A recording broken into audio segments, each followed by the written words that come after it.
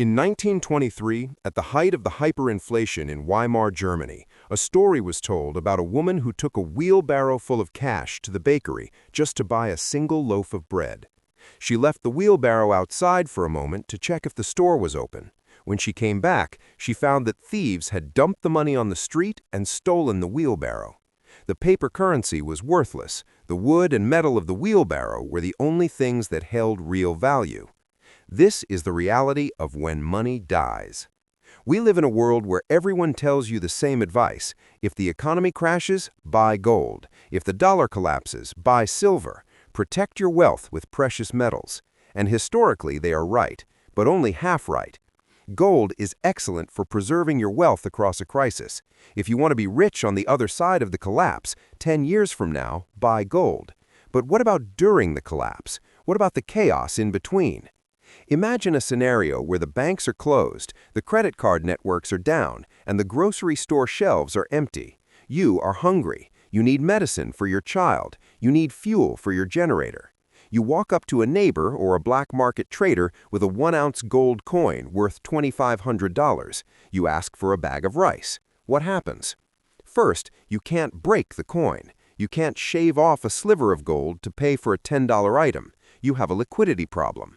Second, the moment you show that gold coin, you paint a target on your back. In a desperate society, flashing wealth is a death sentence. Third, and most importantly, you can't eat gold. You can't shoot gold. You can't burn gold for heat. In a true economic collapse, the rules of value change instantly. The abstract value of money disappears, and we return to the primal value of utility. History, from the siege of Sarajevo in the 1990s to the current crisis in Venezuela, teaches us that the most valuable assets are not the shiny ones locked in a safe. They are the dirty, functional, and consumable items that keep you alive one more day. We are entering a period of global financial instability that we haven't seen since the 1930s. The debt bubbles are bursting, and fiat currencies are losing trust. So, if the dollar, the euro, or the yen becomes worthless tomorrow, what will you use to trade? What will be the new currency of the streets? In this video, we are not talking about stocks, bonds, or retirement accounts. We are going to break down the 5 assets better than gold. These are the assets that have historically outperformed precious metals during times of total social breakdown. Some are illegal in certain countries. Some are controversial. One is completely digital, but all of them have one thing in common. When the system dies, these are the things that keep you alive. Let's begin. If you strip away the veneer of civilization, the rules of economics change instantly. In a functioning society, gold is valuable because we all agree it is valuable. It is a social construct. But in a collapsed society, where there are no police, no courts, and no laws, gold becomes a liability. The most valuable metal in a crisis isn't gold or silver, it is lead. Why? Because gold can only preserve wealth. Lead can preserve life. During the siege of Sarajevo in the 1990s, the city was cut off from the world for nearly 4 years. The currency became worthless overnight. The banks were looted. The jewelry stores were raided. But the one thing that never lost its value, in fact, the one thing that skyrocketed in value, was ammunition. Survivors of that siege, like the famous Selko, wrote extensively about how bullets became the de facto currency of the streets. If you had a gold Rolex, you might trade it for a few cans of beef. But if you had a box of 9mm rounds, you could trade it for anything. You could buy antibiotics. You could buy protection. You could buy safe passage through a checkpoint. The economic case for lead. Think about ammunition as an asset class. It has 3 unique properties that make it superior to gold in a survival scenario. Utility. You cannot eat gold. You cannot hunt a deer with a silver coin. You cannot defend your family from looters with a stock certificate. Ammunition puts food on the table through hunting. More importantly, it ensures that you keep what you already have. In a world of scarcity, possession is 9/10 of the law, and ammunition is the enforcement mechanism. Divisibility. One of the biggest problems with gold is that it is too valuable. If you have a 1-ounce gold coin worth $2,600 in 2026, how do you buy a chicken? The farmer doesn't have $2,500 in change. You can't cut the coin in half easily. Ammunition solves this. A single round of .22 LR or 9mm is a perfect small change unit. It is the dime or the quarter of the collapse economy. You can trade 5 rounds for a loaf of bread. You can trade a full box for a medical service. It is the ultimate divisible currency. Scarcity and consumption. Gold is never consumed. Every ounce of gold ever mined still exists today. But ammunition is consumable. Once you fire a round, it is gone forever. This makes it a hyperdeflationary asset. As the crisis drags on, the supply of ammunition decreases, which means its purchasing power increases. In economics, this is the holy grail of investing, an asset with shrinking supply and exploding demand. The caliber strategy.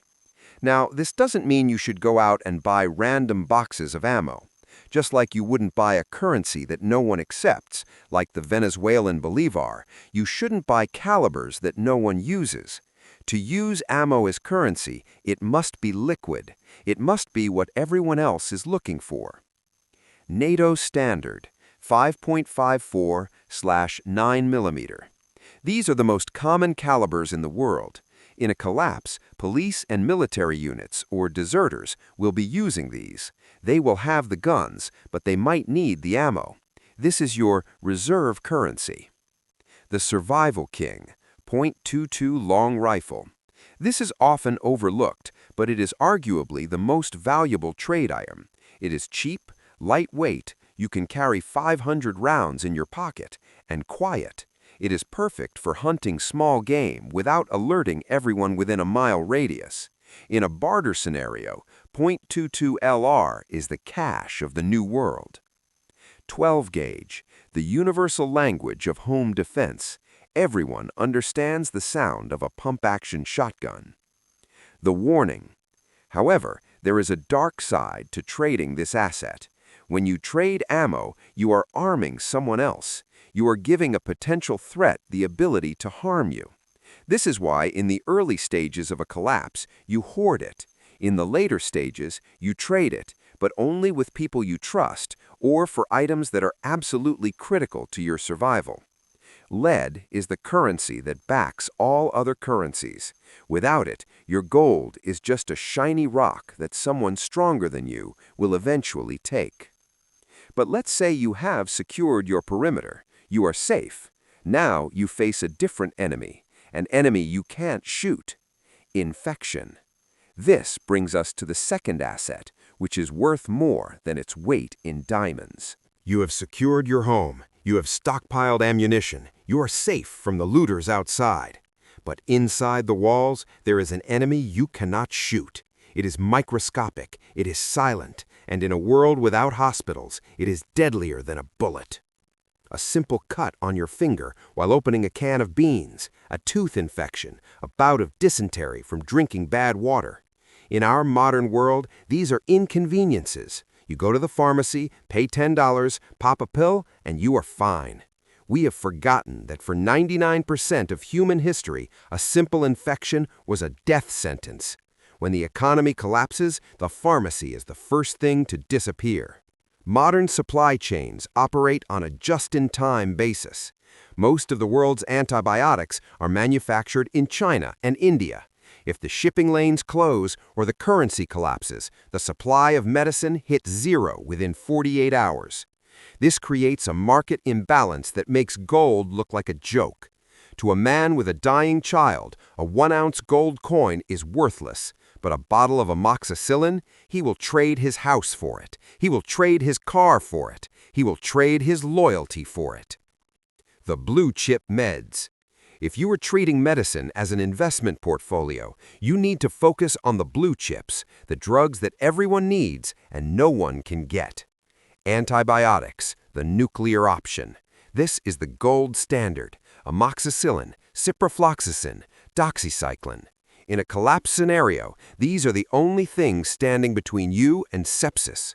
They are small, portable, and incredibly high value. Insider note: many preppers stockpile fish antibiotics, like fish mocks, because they are often the exact same pharmaceutical grade as human versions, sold without a prescription. While I can't give medical advice, economically speaking, a bottle of 100 pills bought for $30 today could have the purchasing power of $10,000 in a hyperinflation scenario. Painkillers, the comfort currency. When the world falls apart, physical pain skyrockets. People are working manual labor. They are injured. Strong painkillers, and even basic ones like ibuprofen or acetaminophen, become a high-demand trade item. But there is a darker side: addiction. If the crisis is prolonged, people dependent on prescription meds will trade anything to stop the withdrawal. Having a supply of painkillers gives you immense leverage, but also makes you a target. Use caution. Chronic maintenance drugs, insulin, blood pressure medication, heart pills. For millions of people, these are not optional. They are oxygen. If you have a way to stockpile these, perhaps you have a relative who doesn't use their full prescription, you hold the keys to life for someone else. The expiration date myth. Now, you might be thinking, but medicine expires. This is partially true, but largely a myth designed to keep you buying more. The U.S. military conducted a massive study called the SLEP, Shelf Life Extension Program. They found that 90% of drugs were perfectly effective 15 years after their expiration date, provided they were stored in a cool, dry place. Antibiotics might lose a little potency, but 80% effectiveness is better than 0%. The strategy. In a collapse, the doctor is the new king. If you have the medicine and a basic medical reference book, because Google won't work, you become the most valuable person in your community. Gold sits in a safe and does nothing. Medicine works. It heals. It bargains. But let's say you are healthy, you are safe, you're fed. There is still one problem. You are human, and humans have vices. When the world gets ugly, people want to escape reality. And that brings us to the third asset, the dirty, gritty, and incredibly profitable currency of bad habits. When the economy collapses, the first thing people lose is their job. The second thing they lose is their hope. In a crisis, reality becomes unbearable. Men who have lost everything are not looking for gold coins to save for retirement. They are looking for 5 minutes of relief. They are looking for an escape. This is why in every single economic collapse in history, from the Soviet Union in the 1990s to Zimbabwe in the 2000s, the price of vices skyrocketed faster than the price of food. When money dies, the new currency is stress relief. If you're a non-smoker or a non-drinker, you might think this section doesn't apply to you. You are wrong. You don't stock these items to use them. You stock them to become the central banker of your neighborhood. You stock them to buy the things you actually need. Number 1, alcohol, the liquid bribe. Alcohol is the Swiss Army knife of survival assets. It is a painkiller. If there are no doctors and no anesthesia, whiskey is the next best thing. It is a disinfectant. High-proof alcohol cleans wounds when iodine runs out. It is a fuel. In a pinch, it can burn. It is a social lubricant, but most importantly, it buys influence. If you need to pass a military checkpoint, offering the guard a gold coin might get you shot because he thinks you have more. Offering him a bottle of Jack Daniels makes him his friend. He can drink it now. It solves his immediate problem, stress or boredom. Strategy: don't buy expensive wine. It goes bad. Buy cheap, high-proof vodka or whiskey. Buy the small nip bottles. They are the perfect small change for everyday transactions. Number 2, tobacco, the prison currency. We have all seen movies where prisoners trade cigarettes. That is not fiction. That is basic economics. Nicotine is physically addictive. When the supply chain breaks, a smoker will trade his silver wedding ring for a pack of Marlboros. Divisibility. A carton contains 10 packs. A pack contains 20 cigarettes. You can break it down to the single unit. Scarcity. Unlike alcohol, which you can brew in a bathtub if you know how, tobacco is hard to grow and cure. Once the factory stops, the supply hits zero. The value density of a carton of cigarettes in a collapse is higher than a stack of $100 bills. Number 3. Coffee, the productivity drug. This is the one people forget. The modern world runs on caffeine. If you cut off the coffee supply to a city like New York or London, you would have riots within 3 days.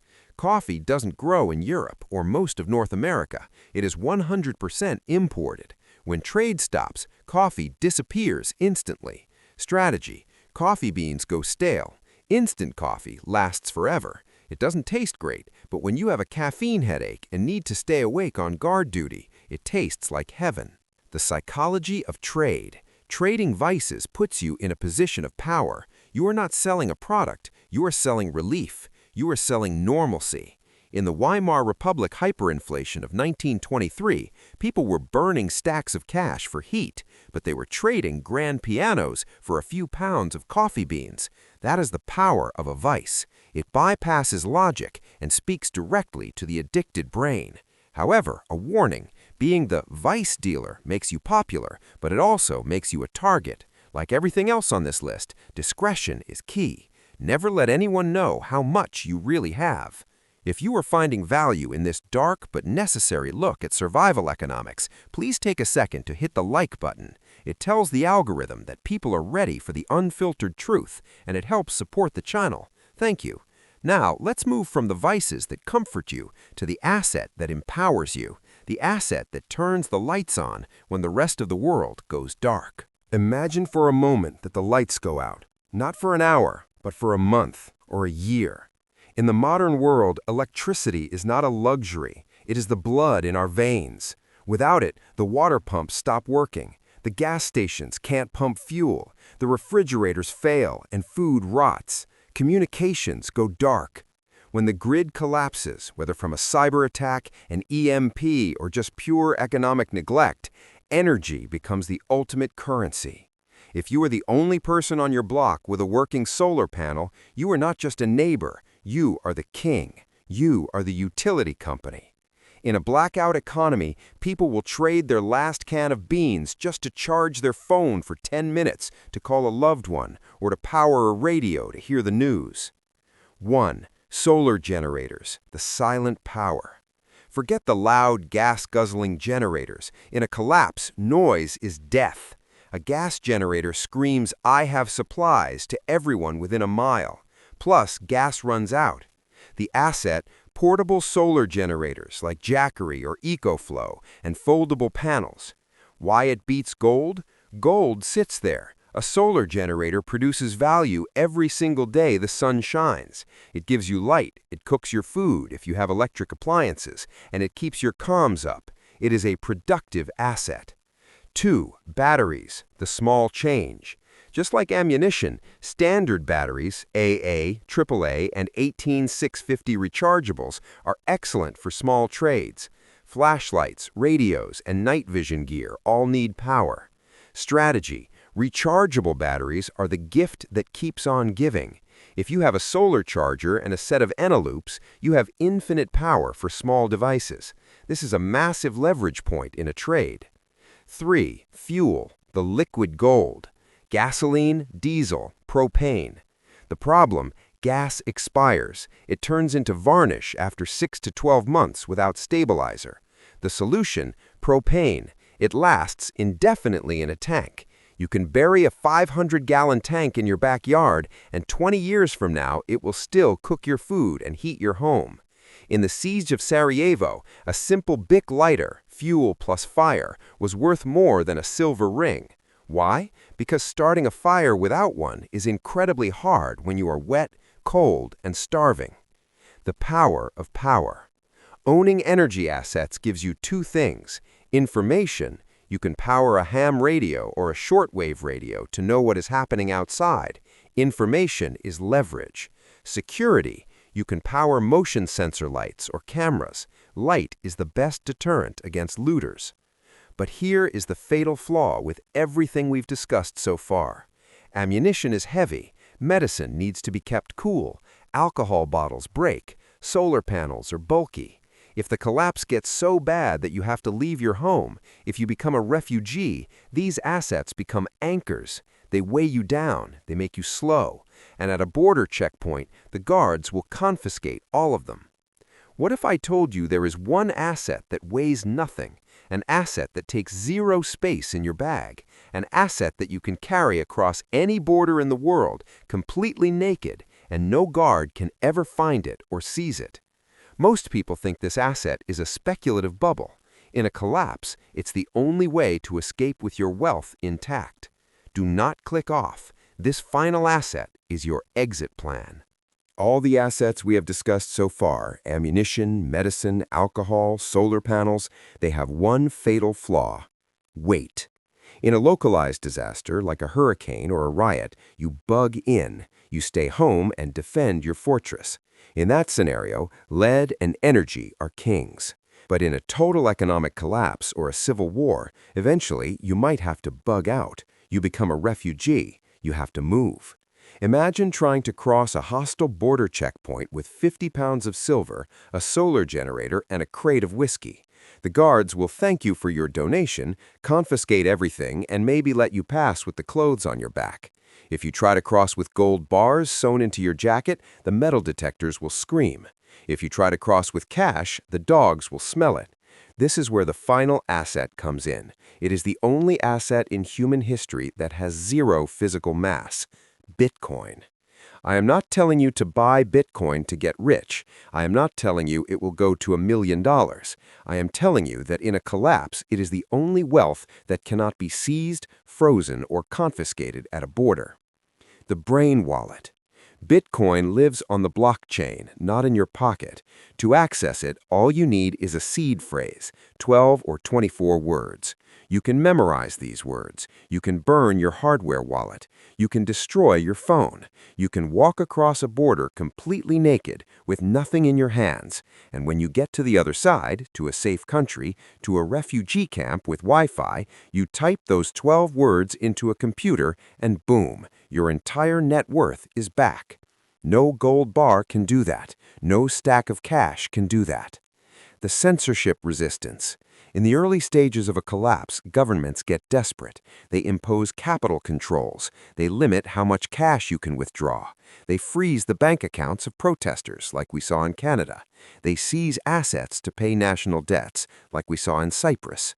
If your money is in a bank, it is not your money. It is the bank's money. If your money is in Bitcoin, held in your own wallet, it is untouchable. No government, no army, and no dictator can freeze a Bitcoin address if they don't have your key. The counter-argument. Now, the critics will say, but what if the power goes out? What if the internet goes down? This is a valid concern. If the grid is down forever, Bitcoin is useless. But so is your bank account, so is your credit card. Bitcoin is not for trading a loaf of bread during a blackout. Use silver or ammo for that. But Bitcoin is for escaping the collapse entirely. It is your lifeboat. It preserves your purchasing power while your national currency hyperinflates to zero, and it transports that value to a place where the grid is working. In Venezuela, in Turkey, in Nigeria, and in Lebanon, people are not using Bitcoin to speculate. They are using it to survive. They are using it because their own money has died. So there you have it, the survival portfolio for a world where money dies. Lead for security, medicine for life, vices for trade, energy for power, Bitcoin for escape. I hope you never have to use any of them. I hope these assets sit in your closet and gather dust. I hope the dollar remains strong, the supply chains remain open, and peace remains the norm. But hope is not a strategy. We are living through a historical anomaly. The last 80 years of relative peace and stability are the exception, not the rule. Every empire in history has followed the same pattern: rise, boom, stagnation, debt, and finally, collapse. The cracks are already showing. The debt is mathematically impossible to pay back. The social fabric is tearing. If you want to know exactly where we are in this cycle and how much time you have left to prepare before the final stage hits, you need to watch this video next. It breaks down the 7 stages of empire collapse and explains why America has just entered stage 6. The next stage is the end of the currency itself. Click here to see the future. I'll see you there.